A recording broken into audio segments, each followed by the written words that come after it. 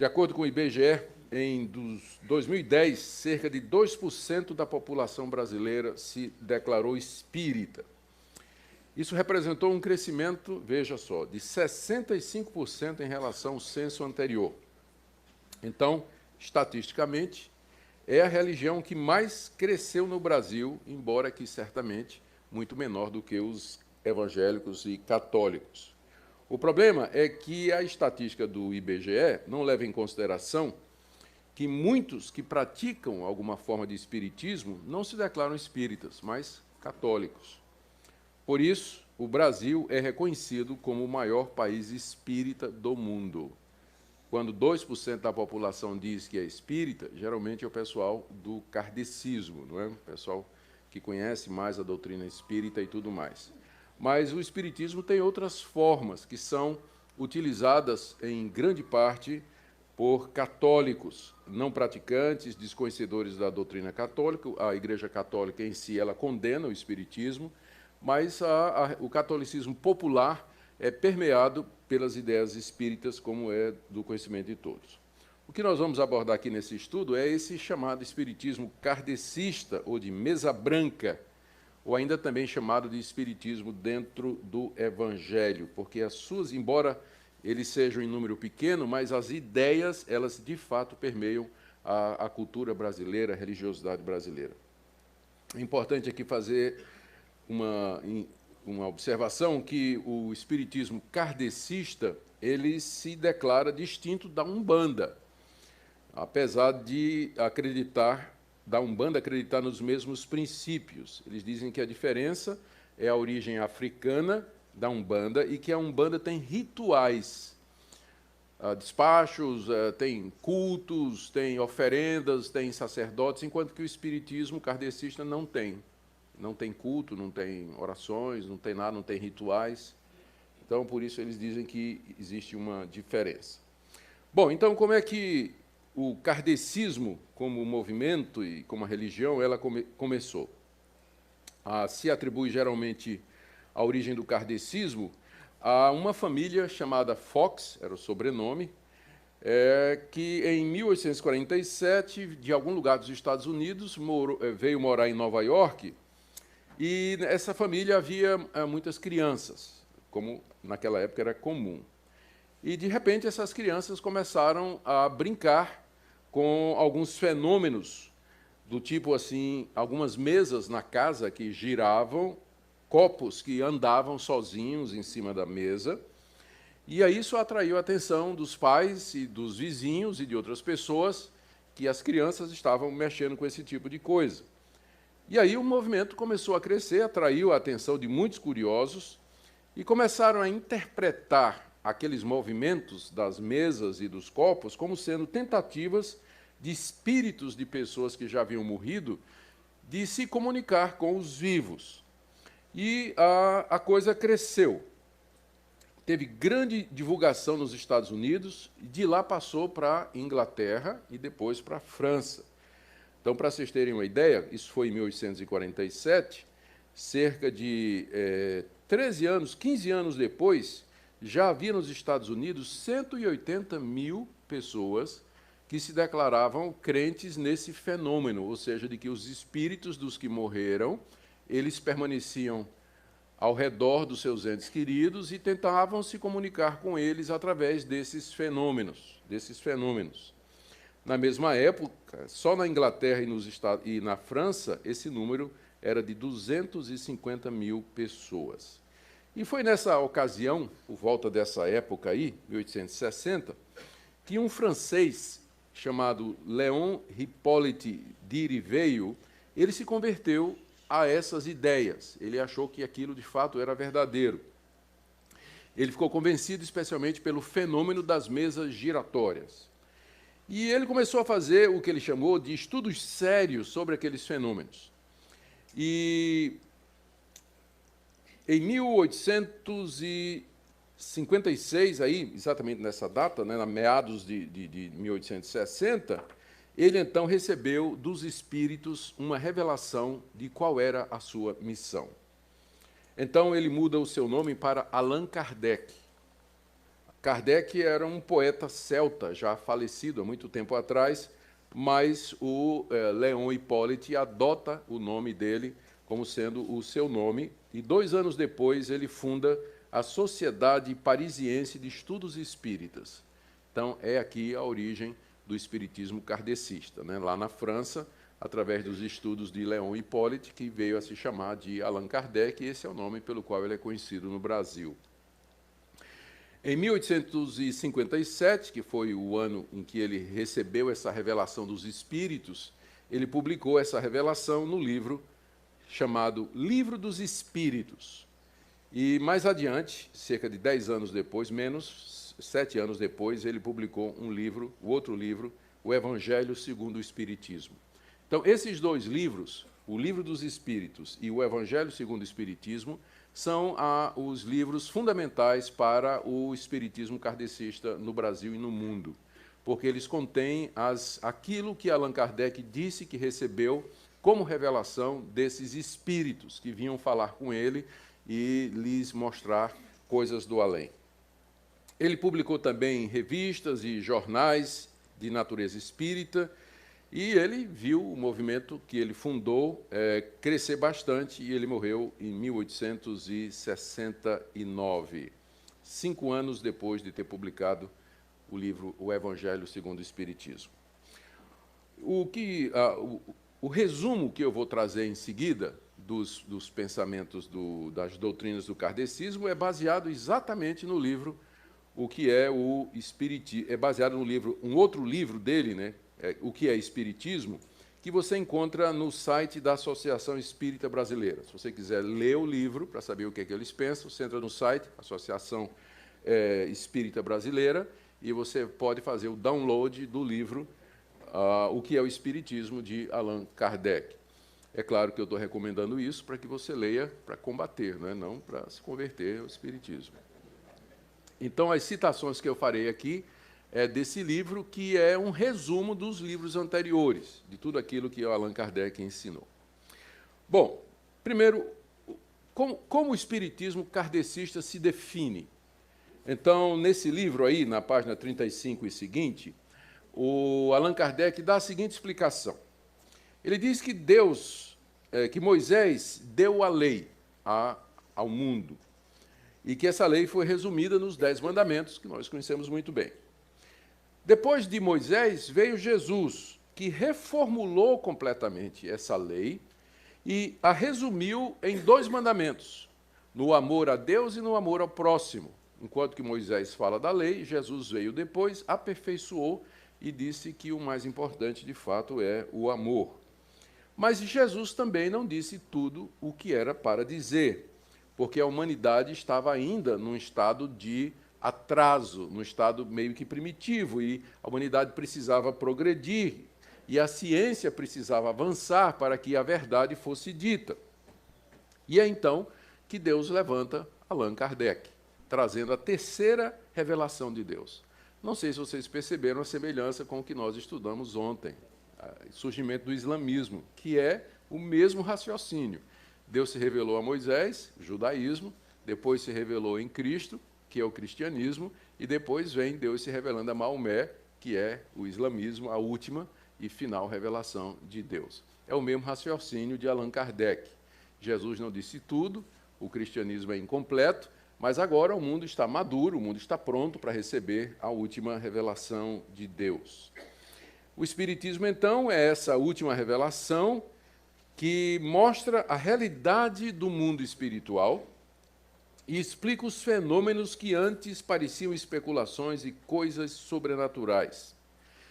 Kardec diz que Cristo ensinou a respeito disso, mas ele não foi compreendido. Mas agora, então, cerca de 1.800 anos depois, essa compreensão é dada com toda certeza e com toda clareza. Vocês têm que lembrar que, na época em que o Allan Kardec viveu, o cristianismo na Europa estava dominado pelo liberalismo teológico e por uma forma de cristianismo chamada deísmo.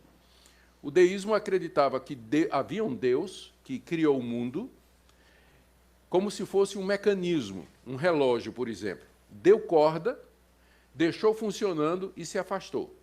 Então, o deísmo acredita que Deus existe, mas ele não interfere na realidade humana. Deus não se mete nos negócios do homem. Então, essa era a religião que predominava na Europa quando Allan Kardec vem com essas ideias. Ele via o espiritismo como uma resposta ao materialismo e à incredulidade das pessoas que achavam que não tinha nada sobrenatural no mundo. O mundo, na época de Allan Kardec, influenciado por essa visão cristã errada de Deus, não acreditava em revelação, milagre, não acreditava na atuação de Deus, que Deus interfere. E Kardec viu o seu movimento como sendo uma reação exatamente ao racionalismo, à incredulidade, ao materialismo e o naturalismo daquela época. Então, ele se via como sendo o verdadeiro defensor de Deus. Disse, não, Deus existe sim, e Deus atua no mundo, só que ele atua através dos espíritos daquelas pessoas que já morreram. E ele faz essas coisas acontecerem, as mesas girarem, os copos andarem, e assim por diante. Bom, então ele se vê como a revelação de Deus necessária para aquele momento da humanidade. Kardec diz nesse livro que o Espiritismo é a continuação da obra de Jesus aqui na Terra, fazendo com que as palavras de Jesus tenham o seu completo cumprimento, coisa que não era possível na época de Jesus. Jesus ensinou de maneira alegórica, de maneira figurada, mas agora o Espiritismo explica de maneira clara e completa aquilo que Jesus quis dizer. Então, para Kardec, o Espiritismo é a consumação de uma evolução moral e espiritual da humanidade, porque combina ciência e religião, e é uma revolução que levou 18 anos para acontecer, 18 séculos para acontecer. Lembra que ele diz, né, Jesus veio, não disse tudo, 18 séculos depois, Deus traz a revelação completa, quando a humanidade está preparada, e eis o Espiritismo. O Espiritismo, portanto, diz Allan Kardec, é o cumprimento daquela promessa de Jesus, que mandaria o Consolador, o Espírito da Verdade, que estará convosco para sempre e que vos ensinará todas as coisas. Segundo Allan Kardec, Jesus estava se referindo a ele, Allan Kardec, e as doutrinas espíritas. Ele é o Consolador, aquele que Jesus disse que viria, que traria toda a verdade e que o mundo agora não podia receber. O próprio Jesus disse, né? O mundo não pode receber o Espírito. Ainda tenho muita coisa para dizer a vocês, mas não posso, porque vocês ainda não podem receber. Então, Kardec diz que agora, aquilo que não podia ser na época de Jesus, era possível através da sua doutrina e dos seus ensinamentos. Então, esse é o primeiro ponto. Como é que o Espiritismo se entende? O Espiritismo se entende como sendo o cumprimento das palavras de Jesus, de que mandaria o Consolador para uma nova era, uma nova época, porque na época de Jesus o mundo não estava preparado para receber toda a verdade. Muito bem. E onde é que, então, Allan Kardec e os espíritas, os teoristas espíritas, os mestres, onde é que eles baseiam os seus ensinamentos? Qual é a fonte de autoridade? Certamente não é a Bíblia, embora eles citem muito a Bíblia, eles leiam a Bíblia, mas eles leem a Bíblia a partir da interpretação de Allan Kardec. Na página 37 do livro de Allan Kardec, que nós estamos usando aqui como base, ele diz que a doutrina espírita não é dada por homens, ela não foi inventada por homens, mas pelos espíritos. Quem são os espíritos? São as vozes do céu, são as almas daqueles que já morreram e que estão em todo lugar e que se comunicam conosco através de uma multidão incontável de médiuns. E aqui ele introduz o conceito do médium. O médium é aquela pessoa através da qual os espíritos transmitem a sua mensagem, a mensagem que Jesus tinha reservado para agora. O médium é o organismo material, físico, pelo qual esses espíritos desencarnados, essas almas dos que já morreram, conseguem fazer contato conosco, se comunicar conosco. E eles dizem, então, Kardec se considerava um médium, não é? Claro, mas ele admite, né, a existência de uma multidão incontável de médiuns. E ele mais adiante, é que eu não tenho tempo aqui, mas no livro ele detalha como é que uma pessoa se desperta para a mediunidade. A pessoa desde cedo ela começa a ouvir vozes, ela vê vultos, ela tem impressão de que tem pessoas no quarto, que está sendo observada. E se ela for para um centro espírita, ela vai ser orientada dizendo: você tem o dom da mediunidade, você tem que se abrir para essas presenças, para essas coisas que você está sentindo, porque são espíritos que querem falar através de você. E a gente encontra muita gente, né, dizendo isso. Olha, eu mesmo já encontrei muitos evangélicos dizendo: pastor, eu tenho um problema, desde pequeno eu vejo vulto, eu ouço vozes, eu sinto presenças. O que é isso, pastor? Eu sou médium? Não, minha irmã, isso não é nada disso, é coisa do coração, isso é coisa da psicologia, ou às vezes o diabo mesmo querendo levar você para outro caminho. Então você tem que resistir a esse tipo de coisas. Mas aí essas pessoas, às vezes, são carreadas para o espiritismo, porque lá a explicação é de que aquela pessoa foi escolhida para ter o dom da mediunidade, e aquelas experiências são os espíritos dos mortos tentando se comunicar com ela para trazer alguma missão. Esses espíritos trazem informações sobre um mundo espiritual que nós não conhecemos, que nós não vemos, e também a sorte que nos aguarda lá nesse mundo. O que é que vai acontecer conosco? Não é? O que é que aconteceu com os queridos que já morreram? Onde é que eles estão? Eles estão sofrendo? O que é que vai ser de mim quando eu morrer e tudo mais? Então, esses espíritos trazem esse tipo de informação. Por isso o espiritismo é popular nesse nível. Muita gente que perdeu entes queridos procura médiums para, através deles, tentar comunicar-se com um filho que morreu, uma esposa que morreu, um pai ou alguma pessoa querida. Aqui, então, essa é a origem do pensamento espírita, não é? As ideias vêm desses espíritos falando através dos médiums. Um terceiro ponto aqui. Esses espíritos, falar um pouquinho mais sobre eles, são as almas desencarnadas dos homens. É bom lembrar já de cedo agora que o espiritismo não acredita na existência de Satanás e nem acredita na existência de demônios, que são anjos caídos. Eles dizem que esses fenômenos são produzidos pelas almas dos que já morreram, mas não tem demônio e não existe Satanás. Satanás é uma personificação do mal, é uma alegoria, uma figura, para falar do mal, mas ele realmente não existe. Quando a pessoa morre, o seu espírito fica vagando perto dos seus parentes, tendo plena consciência de que morreu, vendo tudo, lembrando de tudo, reconhecendo as pessoas e com desejo de se comunicar com aqueles que haviam conhecido em vida. Isso ele diz na página 92, na página 211. Segundo Kardec, existem os espíritos bons e os maus. Os bons não são os anjos bons e os maus não são os demônios, né? São almas das pessoas que morreram. Algumas são boas e algumas são más, dependendo do que eles foram aqui na Terra. Se a pessoa foi uma pessoa má aqui na Terra, cometeu violência, foi injusta, foi um cafajeste, uma pessoa muito má, então, quando ela morre, o seu espírito é um espírito mau. E também, se a pessoa foi boa, praticou a caridade, amou o próximo, quando ela morre, o seu espírito é um espírito bom.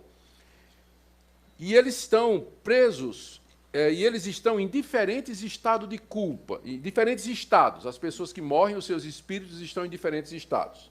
Eu consegui aqui, tentei anotar aqui o que é que ele fala. Ele fala primeiro: uns ficam presos aos locais em que viveram.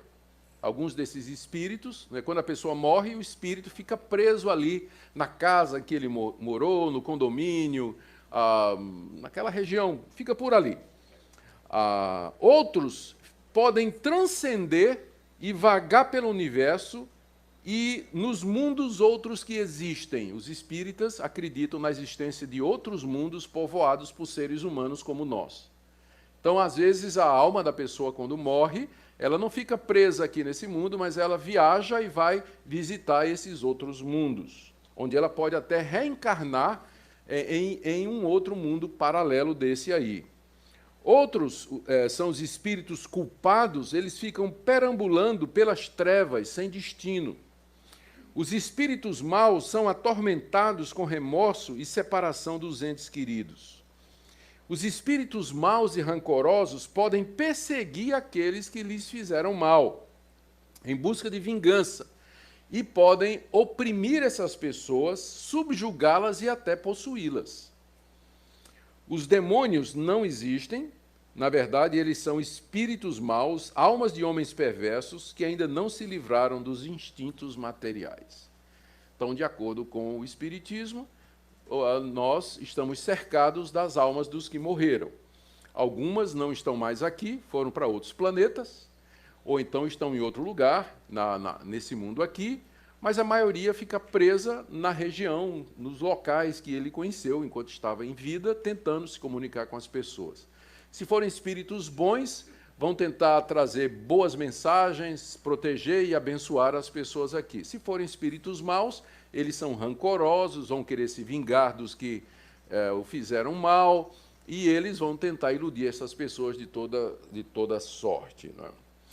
Quarto ponto aqui que é importante a gente lembrar, de acordo com o Espiritismo, é possível a comunicação com esses espíritos, os espíritos dos que já morreram, porque eles são agentes de Deus para trazerem novas revelações para a humanidade. Está falando dos espíritos bons, não é? Eles são agentes de Deus para trazerem novas revelações para a humanidade. Supostamente, né, quando uma pessoa morre, o seu espírito entra nesse mundo espiritual e lá adquire conhecimento da realidade futura, vê coisas que nós aqui não podemos ver, e são estas informações que são passadas para nos ajudar a viver melhor aqui. Eles informam a verdade sobre certos assuntos que são desconhecidos. Por exemplo, entre os espíritas, é muito claro que Jesus, dos 12 aos 30 anos, ele foi para a Índia e lá ele desenvolveu as suas capacidades mediúnicas e aos 30 anos de idade ele volta para Israel para começar o seu ministério. A Bíblia não diz isso. Então, como é que os espíritas sabem disso? Isso é uma revelação que foi trazida por espíritos de pessoas que já morreram. Então, eles são capazes de predizer o futuro, esses que já morreram, né? Esses espíritos, eles são capazes de predizer o futuro, descobrir coisas ocultas e trazer informações. Quinto ponto, não é todo mundo que fala com os espíritos. Essas comunicações são feitas pelos médiuns. Os médiuns são os intérpretes dos espíritos. Suprem-lhe os organismos materiais que lhes faltam para nos transmitir suas instruções, porque são capacitados com dons para esse fim. Eu estou lendo do livro que eu citei, o que é o Espiritismo, na página 214. Segundo Allan Kardec, os apóstolos eram médiuns, os 12, né? Mateus, Marcos, Lucas... Marcos não era apóstolo, então todos eles. E que tinham recebido esse dom do próprio Jesus. Jesus era um médium super aperfeiçoado. E ele tinha dado esse dom da mediunidade para os seus seguidores, que eram os apóstolos. Olha o que ele diz mais aqui. Os médiuns são intérpretes encarregados de transmitir aos homens os ensinamentos dos espíritos. Ou melhor, são os instrumentos materiais pelos quais se comunicam os espíritos para se tornarem compreensíveis aos homens. A missão dos médiuns é santa e tem o objetivo de abrir os horizontes da vida eterna. Os espíritos vêm instruir o homem sobre a sua destinação futura, a fim de orientar no caminho do bem. Agora só tem um problema. Quando você está conversando com um médium, como é que você sabe se o espírito que está falando é bom ou mal? Porque o próprio Allan Kardec diz que os espíritos maus se disfarçam de espíritos bons e usam médiuns inescrupulosos para enganar as pessoas, como falsos profetas. Sexto ponto da doutrina. Pluralidade dos mundos. Isso aqui é muito interessante. Para explicar de onde vêm os espíritos e os graus de aperfeiçoamento, Allan Kardec interpretou na casa de meu pai há muitas moradas, está lá em João 14, de 1 a 12, como sendo a referência de Jesus à existência de mundos infindáveis onde habitam e se desenvolvem os espíritos. Porque há um problema. que vai ficar mais claro adiante quando falarmos na doutrina da reencarnação. Cada pessoa que nasce, ela é a reencarnação de uma outra pessoa que já viveu em algum lugar. Mas, então, de onde vêm os espíritos desse 1 milhão de pessoas novas que aparecem no mundo a cada ano? De onde vêm esses espíritos? Então, eles resolvem esse problema dizendo que existem outros mundos, que a raça humana está espalhada pelo universo em outros mundos, e que essas pessoas, elas são a encarnação de espíritos de outros homens que moram em outros planetas, que viajam pelo espaço e vêm até aqui. Então, eles acreditam na pluralidade de mundos. A raça humana não está contida na Terra, mas povoa inumeráveis mundos pelo universo, página 49. E aí eles classificam, presta atenção para saber onde você está. E eles classificam esses diversos mundos em 5 categorias. Nesses mundos onde a raça humana existe espalhada pelo universo. Primeiro, os mundos primitivos, onde se dão as primeiras encarnações da alma humana. Então, existem mundos primitivos, que nós não conhecemos, que a ciência nunca descobriu, né? Planetas povoados por seres humanos bem primitivos, que são as primeiras encarnações. No nível 2, tem um mundo de expiação e de prova, onde o mal predomina.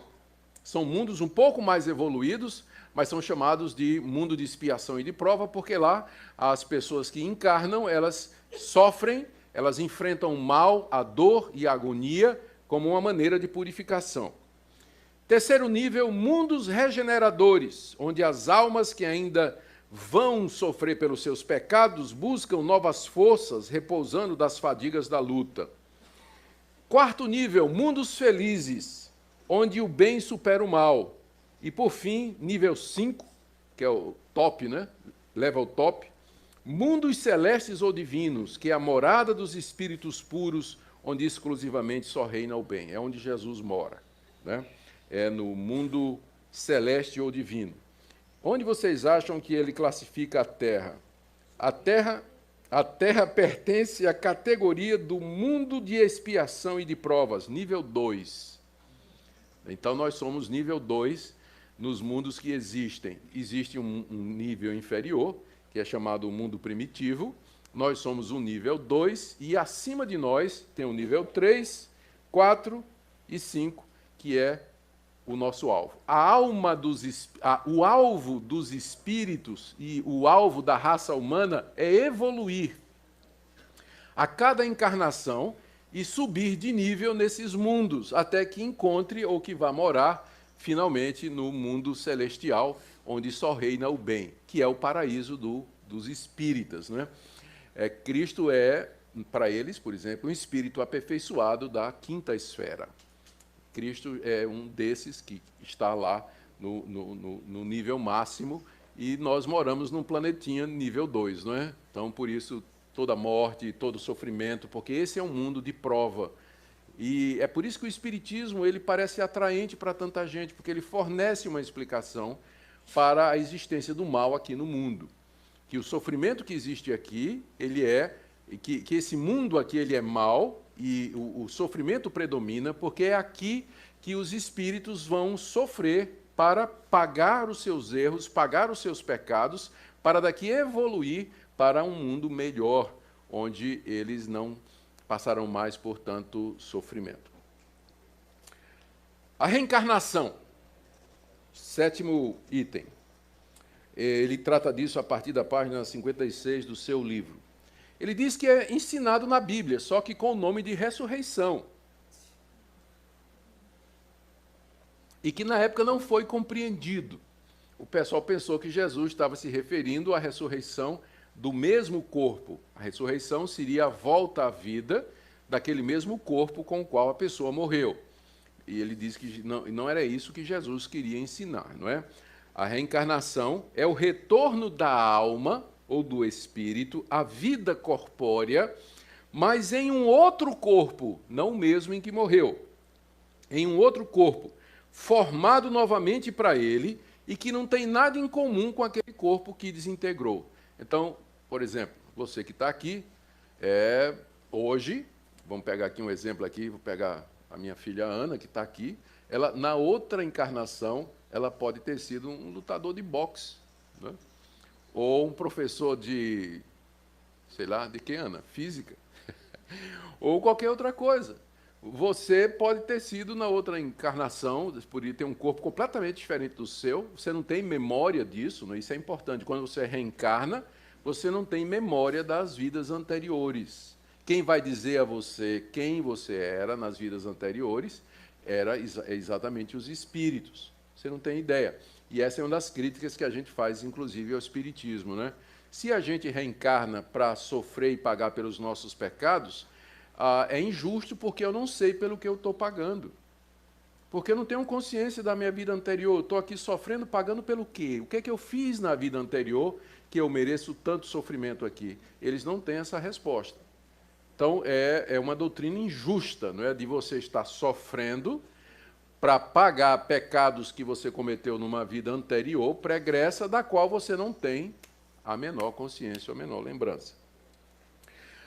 Ele diz que Jesus ensinou a reencarnação em João 3, de 1 a 3. Necessário vos é nascer de novo. E o burro do Nicodemos, não entendeu o que é que Jesus estava falando.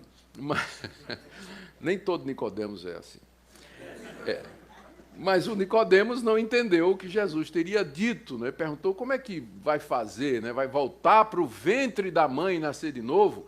E Jesus disse não, né? É porque Jesus queria ter dito, não vai voltar para o ventre da mãe e nascer de novo no mesmo corpo, mas vai voltar e nascer com outro corpo.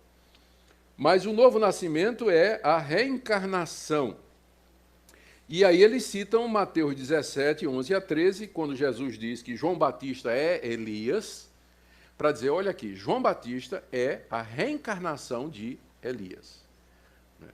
Então, sim, no Novo Testamento, várias vezes, João Batista é chamado de Elias. Só tem um problema com esse exemplo, é que Elias nunca morreu, né? Elias não morreu, ele subiu ao céu levado numa carruagem de fogo, né? Então, num redemoinho, aliás, separado dos seus através de uma carruagem de fogo. Então, Elias nunca morreu, como é que ele pode ter reencarnado em João Batista? Quando a Bíblia diz que João Batista é Elias, está dizendo que o ministério de João Batista, o tom e o teor da sua pregação, são similares àquele do profeta Elias, cumprindo uma promessa que está feita lá em Malaquias, que Deus disse que mandaria o profeta Elias antes que venha o grande e terrível dia do Senhor. Não é que Elias ia reencarnar, até porque ele não morreu, mas é que mandaria alguém que, à semelhança de Elias, pregaria o evangelho e traria a palavra de Deus com o rigor que o profeta Elias trouxe. 8º ponto. Os sofrimentos aqui nesse mundo são explicados por Allan Kardec como sendo o resultado de erros, pecados e faltas cometidas nas vidas anteriores. Nós sofremos não somente como resultado de nossos erros no presente, como também por erros cometidos na encarnação anterior. E essa seria uma causa justa. É por isso que o Espiritismo diz que ele é ciência. Muitas vezes as pessoas perguntam, né? Você já deve ter ouvido espíritas dizendo que Espiritismo é ciência. Eles dizem porque o Espiritismo está baseado numa lei científica, numa lei que é fundamental, que é a lei de causa e efeito. Todo efeito tem uma causa. Todo efeito tem uma causa. Então, no Espiritismo, o sofrimento, que é o efeito, é causado por alguma coisa. Você sofre porque antes você fez alguma coisa que trouxe esse sofrimento. E o que é que trouxe o sofrimento que você enfrenta aqui nesse mundo? Os erros que você comete aqui e os que você cometeu em vidas pregressas. Então, a ciência, essa lei da ciência, da causa e efeito, ela é trazida para explicar por que é que as pessoas sofrem aqui nesse mundo. Nono ponto aqui. São só 42, então vocês tenham paciência. Vocês estão pagando aqui, me ouvindo falar, vocês estão pagando por algum pecado, vocês eram alunos rebeldes na outra encarnação, então vocês estão sofrendo aqui por isso. 9º ponto, os pecados são pagos por meio do sofrimento. Tá? Para aliviar o sofrimento de vocês, eu vou falar baixinho para não acordar os irmãos que estão aí descansando. Tá? Vou falar um pouco mais baixinho. os pecados são pagos por meio do sofrimento. Aqui eu estou citando Kardec literalmente. Ele diz, nas suas diversas existências corporais, é que os espíritos se livram pouco a pouco de suas imperfeições. As provas da vida fazem com que ele avance quando são bem suportadas. Como pagamento, os sofrimentos apagam as faltas e purificam. São remédios que limpam a chaga, curam o doente. Quanto maior o mal, mais o remédio deve ser eficiente. Em outras palavras, ele está dizendo que os pecados que nós cometemos, eles são purgados, eles são pagos mediante o sofrimento. Por isso que a gente reencarna para sofrer. Se a gente cometeu muitos pecados, a gente reencarna para sofrer, para pagar os pecados que cometeu. À medida que a gente vai pagando esses pecados, vai aprendendo e fazendo bem, a próxima encarnação, você já encarna numa situação mais favorável, em que você não vai sofrer tanto, e assim você vai evoluindo, vai mudar de mundo, de nível, até chegar no nível supremo. Ele diz aqui, no ponto 10, que os espíritos desencarnados têm chance de se arrepender dos seus pecados. Quando o espírito mau se arrepende, Deus lhe traz esperança e ele pode retornar à Terra para reencarnar-se. Portanto, é bom que nós oremos pelos espíritos dos mortos, diz Allan Kardec na página 39. Ele diz assim, os espíritos que sofrem clamam por preces, e elas lhes são proveitosas, porque ao se verem lembrados, se sentem mais reconfortados e menos infelizes. Como é que ele sabe disso? Porque os espíritos disseram a ele, né? Além disso, a oração tem para eles uma ação direta, reanima sua coragem, estimula neles o desejo de se elevar pelo arrependimento, pela reparação, e pode desviá-los do pensamento e do mal.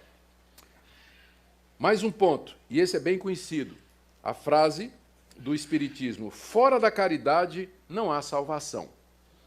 Essa salvação, como eu disse, é o melhoramento do espírito através de sucessivas reencarnações até que ele chegue lá no mundo perfeito.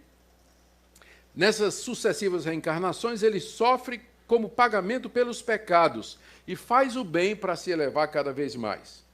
No livro que eu li, também eu li o Espiritismo segundo Allan Kardec, eu li também o Evangelho segundo Allan Kardec. Nesses livros não tem nenhuma menção da morte de Cristo na cruz como pagamento pelos pecados, e muito menos do seu sangue derramado para nos livrar da culpa.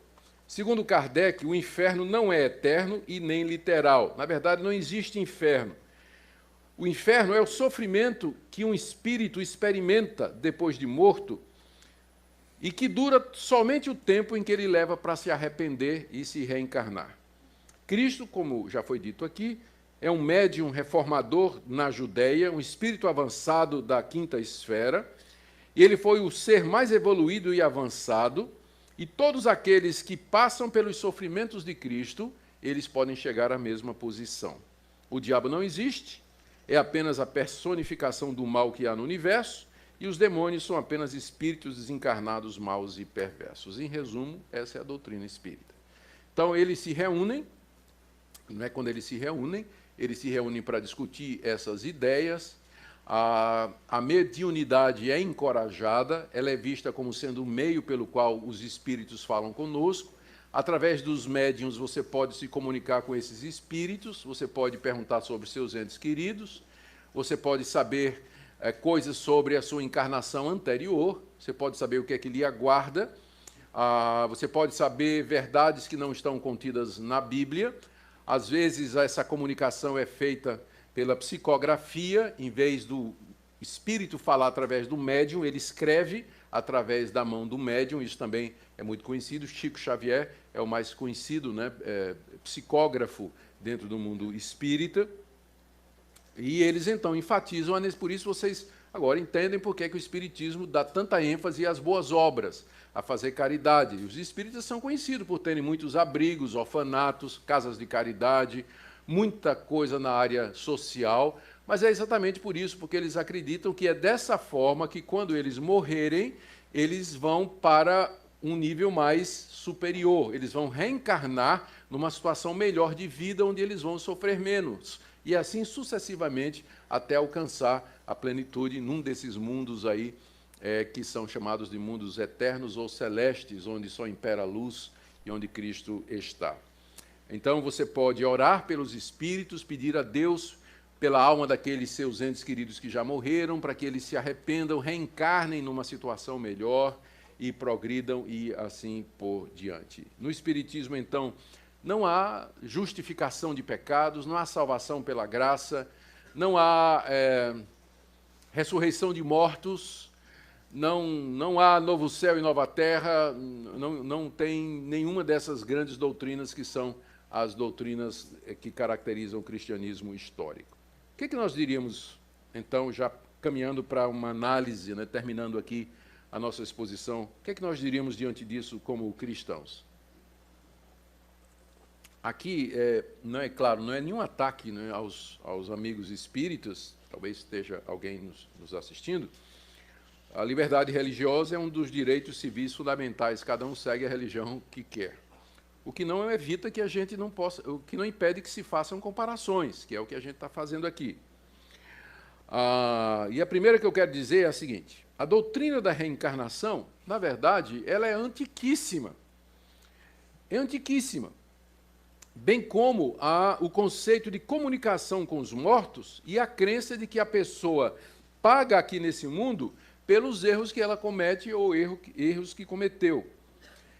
A reencarnação era a religião do Antigo Egito e dos povos do Oriente, dos povos pagãos. Portanto, não se trata de uma nova revelação que veio depois do cristianismo, como Allan Kardec diz. Ele diz que ele está trazendo a mensagem que Cristo quis trazer e que não podia na época que o mundo não estava preparado. E a mensagem é essa: que a existência de espíritos, que a vida depois da morte, não é, que os espíritos continuam conscientes, que eles se reencarnam, um sistema de pagamento de pecados para evoluir e tudo mais. Essa é a revelação, a novidade que Deus trouxe através dos espíritos para Allan Kardec. Só que isso não é novidade nenhuma.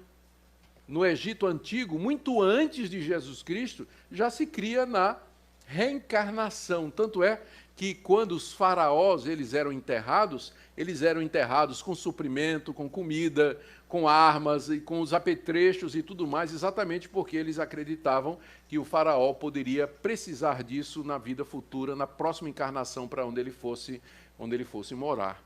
Então, não é verdade que o Espiritismo é uma nova revelação, assim, uma novidade que Deus tinha guardado para o último tempo, porque essa doutrina é, inclusive, mais antiga do que o próprio cristianismo.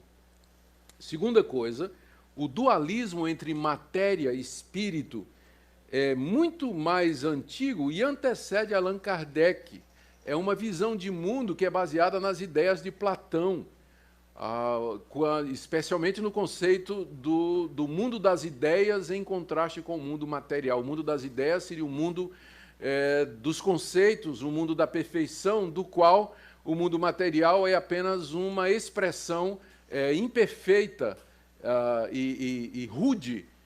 Então, esse dualismo de mundo espiritual e mundo material, ele não é coisa que Allan Kardec trouxe, mas é alguma coisa que já vem desde a época de Platão, que viveu muito tempo antes de Cristo. Terceira comparação aqui, ou crítica, é que o Deus do Espiritismo não é o Deus da Bíblia. Não é o Deus da Bíblia. O Espírito vai dizer que crê em Deus, ele vai dizer a você que ele crê em Jesus Cristo.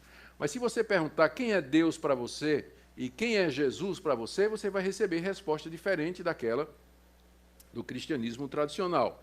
O Espiritismo nega que Jesus seja Deus, que ele seja Deus. Jesus é apenas o guia e o modelo para a humanidade.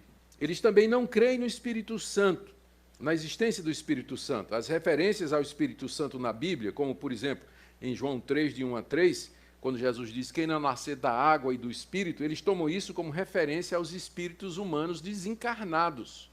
Mas não creem no Espírito Santo como terceira pessoa da Trindade. Não existe isso para eles. Não é? Ou seja, o Deus deles é muito semelhante a visão que eles têm de Deus é muito semelhante àquela que nós vimos ontem, que é a do islamismo.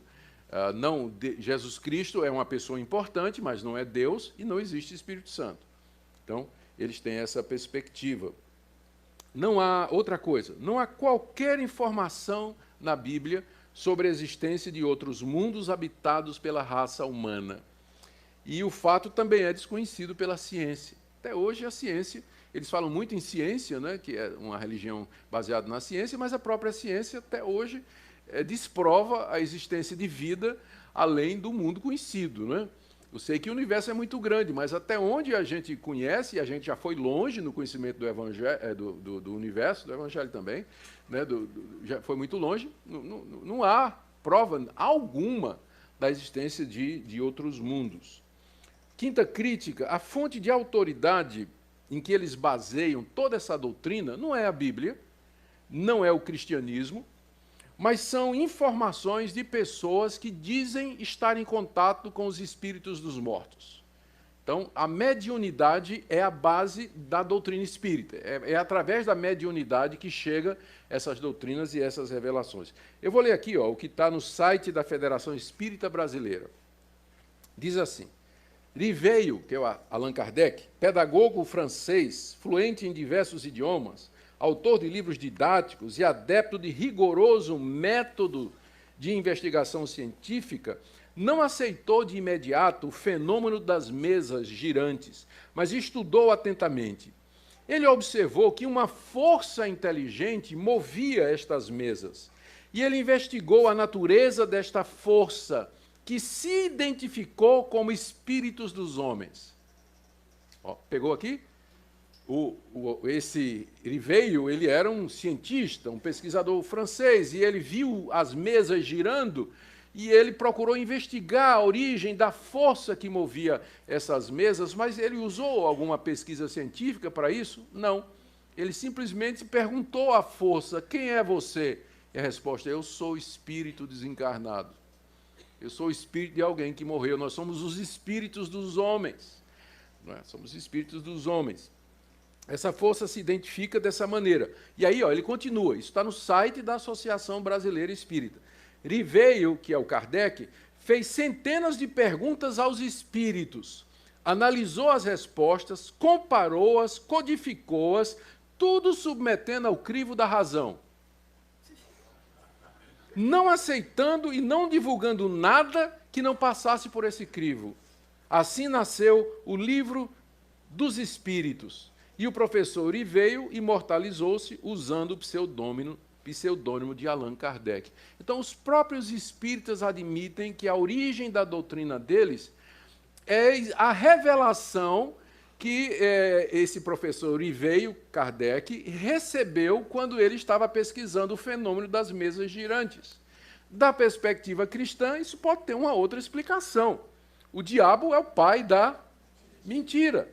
E o próprio Jesus Cristo advertiu contra demônios que são operadores de mentira. Você vê no livro de Apocalipse, o apóstolo João vê sair da boca do falso profeta 3 espíritos semelhantes a sapos, que ele diz, são espíritos operadores de sinais, que fazem coisas sobrenaturais. No livro de Apocalipse, a besta é capaz de fazer descer fogo do céu e fazer uma estátua a falar. A besta é o falso profeta, não é? É capaz de fazer descer fogo do céu e fazer uma estátua a falar. Então, a gente não tem muita informação na Bíblia sobre a atuação maligna dos demônios no mundo material. A gente sabe que eles podem entrar em pessoas, a gente sabe que eles podem causar doenças em pessoas, veja o caso de Jó. Diz lá que Satanás feriu a Jó de cima a baixo, com uma praga, que ele tinha que se raspar com um pedaço de telha, né, um pedaço de caco de barro lá. Então, que os demônios têm algum tipo de atuação no mundo material, isso fica claro na Bíblia. Jesus uma vez curou uma mulher que durante 12 anos viveu encurvada, prisioneira de Satanás. Então, um cristão, se encontrasse esse fenômeno, né, de casa mal assombrada, mesas que giram, copos que se movem, barulho de corrente sendo arrastada, vulto passando, o cristão não tem dificuldade de explicar isso. Ele sabe que isso ou é coisa da imaginação dele, né, e, portanto, ele vai procurar um bom médico para tratar disso aí, ou então é coisa do maligno. São espíritos enganadores que querem enganar as pessoas e distraí-las e levá-las para outro caminho. Eu creio que foi o que aconteceu com esse Riveio. Ele caiu nessa armadilha, né, de começar a conversar com essas forças e ignorar a resposta que já o cristianismo histórico dava para esse tipo de fenômeno. A mediunidade, inclusive, sendo proibida, conversar com esses espíritos sendo proibido na própria Bíblia Sagrada. Então, uma vez que ele cruzou essa linha, ele desobedeceu a palavra de Deus, fez aquilo que a Bíblia não permite, que é procurar contato com essas coisas, o que ele encontrou não foi espírito de homens mortos. A Bíblia diz claramente que não é possível haver essa comunicação. É só ler o que Jesus ensinou em Lucas 16, a parábola do rico e de Lázaro. Mas o que ele encontrou foi espíritos enganadores que então o iludiram e criaram essa religião, né, que é baseada exatamente nessa ilusão. Então, isso está aqui. Nesse livro onde ele compilou essas informações dos espíritos, que é o Evangelho segundo o Espiritismo, ele usa a Bíblia apenas como pretexto, na verdade, ele a deixara de lado. As grandes doutrinas bíblicas são ignoradas, como os milagres de Cristo, seu nascimento virginal, sua morte na cruz pelos pecados, sua ressurreição literal dos mortos, sua intercessão pelos seus, sua segunda vinda, o mundo vindouro, tudo isso é ignorado por Allan Kardec nos livros que ele escreveu. Mais um ponto, muitos dos fenômenos espíritas, essas mesas girantes, entortar objetos, lembra? Tinha uns caras que entorta a colher, Uri Geller, se não me engano, né? Fazia tudo isso. Telepatia, premonição, isso é muito comum nos crentes. De vez em quando chega alguém e diz, pastor, eu tive uma premonição de que ia acontecer uma coisa, e aconteceu. Eu encontro direto, gente chegando para mim, né, nas igrejas, dizendo, pastor, o que é isso? Porque eu sonhei com uma coisa e a coisa aconteceu. Acontece comigo direto. Eu vejo as coisas antes delas acontecerem. Olha, esse tipo de fenômeno, né, entortar objeto, telepatia, premonição, mediunidade, pode ser explicado de várias maneiras. Primeiro, atuação de demônios. Eu sempre digo para crente que tem esse tipo de coisa. Você precisa ter cuidado.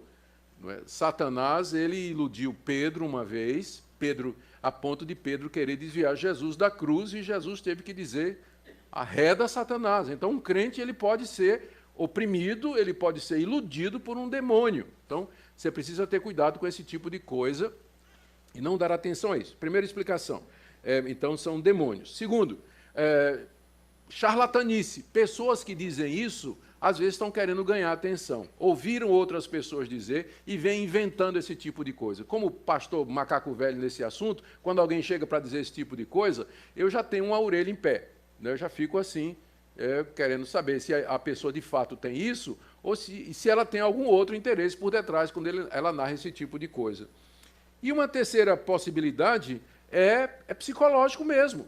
O pecado afetou toda a natureza humana. E a nossa mente, ela, como dizem em inglês, me ajuda aí o irmão famoso em inglês, play tricks. Ana. Prega peças na mente da gente. A mente da gente, ela prega peças. Ela faz brincadeiras com a gente. E às vezes a gente pensa que está vendo uma coisa e não é. Está ouvindo uma coisa e não existe. Tem uma impressão que é falsa. O pecado afetou nossa capacidade cognitiva também. Por isso que a gente tem que ir pela Bíblia, que é a revelação de Deus, onde a verdade está clara. Não tem comunicação com os mortos. Os espíritos, os demônios, eles são seres perversos, eles enganam a pessoa, o diabo é o pai da mentira. Então, a gente não tem que se abrir para esse tipo de coisa, mas ficar firme no que a palavra de Deus nos diz. Não há nada. Assim também, olha, da mesma forma, agora, para ser justo, vou trazer essa mesma declaração para o nosso lado. Sinais, prodígios e milagres em determinados círculos evangélicos, aparições e milagres atribuídos a santos e imagens no catolicismo, tem a mesma explicação. É a mesma explicação. Espíritos enganadores, coisa da cabeça da pessoa. Então, não é só no espiritismo que a gente vai dizer isso ali é engano, porque também no meio evangélico você sabe que tem curadores aí, não é? Gente que diz que está curando, que recebeu revelação de Deus e faz tudo mais, e é um falso profeta, sendo levado pelo diabo e enganando muita gente. Como também explica essas aparições de Maria, imagens suando sangue, milagre que é atribuído a um santo e tudo mais. Então a gente tem que se guiar pelo que diz a a palavra de Deus a respeito disso. O Espiritismo ignora o relato da criação, queda, redenção, ignora a pecaminosidade inata do homem, porque diz que o homem é capaz de praticar o bem e se aperfeiçoar, quando a Bíblia claramente diz que nós somos corrompidos da cabeça aos pés, que nós somos incapazes de fazer o bem, de conhecer a Deus, somos escravos do pecado. A Bíblia condena claramente e totalmente a prática espírita. Paulo diz, lá em Gálatas capítulo 1, versos 6 a 9, se alguém ensina um evangelho que vá além daquele que eu ensinei, que seja anátema. E ele até diz, mesmo se um anjo do céu vos trouxer um evangelho, além do evangelho que eu ensinei, seja maldito. Que é exatamente o que Kardec faz. Ele diz que está trazendo um novo evangelho, que vai além do evangelho que o apóstolo Paulo pregou e ensinou, de que o homem é justificado pela fé, mediante a graça, pela fé na obra completa de Jesus Cristo, e não por obras. Que demônios ensinam, é verdade. Eu estava até comentando com a Ana, quando estava sentado ali, que eu estou fazendo minha devocional em Ezequiel. E tem a passagem que eu estou lendo em Ezequiel 13, na verdade é 14, Deus dizendo ao profeta Ezequiel, quando o profeta estava lá no cativeiro, né, ele profetizou durante a época do cativeiro, e vieram os anciãos consultar a Deus através do profeta Ezequiel. Aí Deus disse a Ezequiel, olha, esses homens que estão vindo consultar você, eles já levantaram seus ídolos no coração deles. Eles estão vindo consultar assim, mas eles já têm ídolos no coração, eles já têm os seus próprios deuses. Então, diga a eles o seguinte, qualquer homem que levantar os seus ídolos dentro do seu coração e vier ao profeta, eu, o Senhor, lhe responderei segundo a multidão dos seus ídolos. Ou seja, Deus ia dar uma resposta enganosa ao cara que vem consultá-lo, mas cujo coração já se desviou dele. Já pensou isso? Está pensando que isso é pesado? Pastor, isso é Velho Testamento, então vou ler o Novo. Vamos ler o Novo aqui, para ver se você se acalma mais. 2 Tessalonicenses, apóstolo Paulo, capítulo 2. Ora, o aparecimento do iníquo, que é o anticristo, é segundo a eficácia de Satanás, com todo o poder e sinais e prodígios da mentira. Olha aí, Satanás com todo o poder de sinais, prodígios e mentira. E com todo engano de injustiça para os que perecem, porque não acolheram o amor da verdade para serem salvos. Agora veja, é por esse motivo que Deus lhes manda a operação do erro para acreditarem na mentira. O próprio Deus manda o erro para que aquela pessoa acredite na mentira e se perca. Por quê? Porque ela já rejeitou no seu coração a verdade. Ela já levantou seus ídolos no coração. E Deus, então, o que é que faz? Tudo bem. Você quer orar para uma imagem? Você vai fazer pedidos a uma imagem? Você vai me substituir por uma imagem de escultura? Tudo bem. Você vai falar com a imagem e a imagem vai te responder. Você vai pedir para ser curado e você vai ser curado. E o resultado é que você vai ser enganado e você vai ser levado à condenação eterna porque você se afastou no seu coração de mim. Então, é muito sério isso aqui. É muito sério isso aqui. Esse mundo espiritual que nos cerca, nós devemos nos aproximar dele com toda cautela, conforme a palavra de Deus nos diz. Os demônios ensinam, a palavra de Deus fala que Paulo diz lá em 1 Timóteo capítulo 4, ele fala de doutrinas de demônios. Então, os demônios ensinam, eles são o pai da mentira, são autores de falsas religiões. A Bíblia também diz com muita clareza que não há segunda chance depois da morte. Se sua esperança é reencarnar numa outra situação, eu tenho uma má notícia, a Bíblia é muito clara. Hoje é o dia da salvação, é aqui e agora e somente. Depois da morte segue-se o juízo, ou é céu ou é inferno.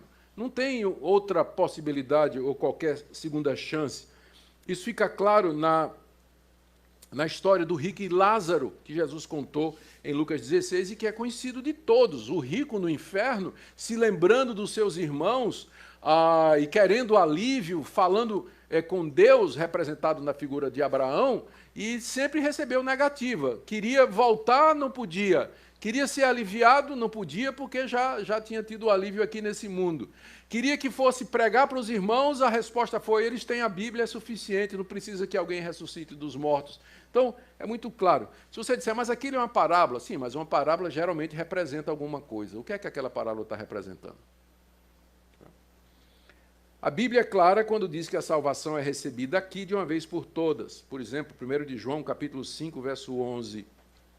Aquele que Deus nos deu a vida eterna, e essa vida está no seu Filho. Aquele que crê no Filho tem a vida. Quem não crê no Filho não tem a vida. Então, Deus já nos dá aqui e agora a vida eterna. Eu não preciso reencarnar, passar por sucessivos processos de provação para um dia na esperança de viver nesse mundo. Deus aqui e agora, com base no sacrifício que Cristo fez na cruz, nos dá a vida eterna. A Bíblia fala que o inferno é eterno e ele condena a comunicação com os mortos. Deuteronômio 18, de 9 a 14, a comunicação com os mortos, a necromancia, a feitiçaria, tudo isso é claramente proibido por Deus. O texto é muito forte, acho melhor a gente ler, não é? Todo mundo conhece, mas mesmo assim, vamos lá. É Deuteronômio, capítulo 18.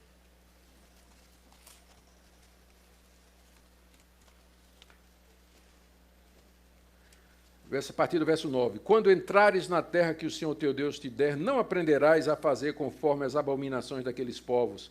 Não se achará entre ti quem faça passar pelo fogo seu filho, sua filha, nem adivinhador, nem prognosticador, nem agoureiro, nem feiticeiro, nem encantador, nem necromante, nem mágico, nem quem consulte os mortos. Pois todo aquele que faz tal coisa é abominação ao Senhor. E por estas abominações o Senhor teu Deus os lança de diante de ti. Então, a Bíblia é muito clara com relação a tudo isso. Muito bem, conclusões nossas. Bom, a Bíblia também diz que o diabo é um ser bem real e que Jesus Cristo é o eterno Filho de Deus e Salvador. Conclusões. Nós devemos tratar os espíritas com todo respeito, não é? Como devemos fazer com qualquer pessoa. Liberdade de religião é um direito civil fundamental. Mas a nossa convicção é que o ensinamento espírita ele não pode ser considerado cristão no sentido do cristianismo histórico baseado na Bíblia, porque ele nega a divindade de Cristo, nega a morte de Cristo na cruz pelos nossos pecados, nega a ressurreição literal de Jesus de entre os mortos, nega a segunda vinda de Jesus Cristo, distorce os ensinos de Jesus Cristo, e torna Cristo apenas um homem evoluído acima dos outros, diminuindo a sua pessoa e negando a sua divindade. Nenhum crente em Cristo deveria se envolver com essa doutrina, apesar de que, quando oportuno, deve procurar apresentar o verdadeiro evangelho aos seus amigos espíritas. Amém? Vamos orar? Ó Pai, nós queremos pedir Tua graça e a Tua misericórdia para que permaneçamos fiéis à Tua palavra. Livra-nos dos espíritos enganadores, dos demônios, livra-nos da doutrina de demônios, ajuda-nos a permanecer naquilo que Tua palavra nos revela. Nós oramos que o Senhor nos ajude a ver a importância de conhecer a verdade. Nós pedimos que o Senhor abençoe os nossos amigos espíritas também, que eles possam se desvencilhar desse emaranhado de mentiras e chegar ao conhecimento da verdade. É o que pedimos em nome de Jesus. Amém.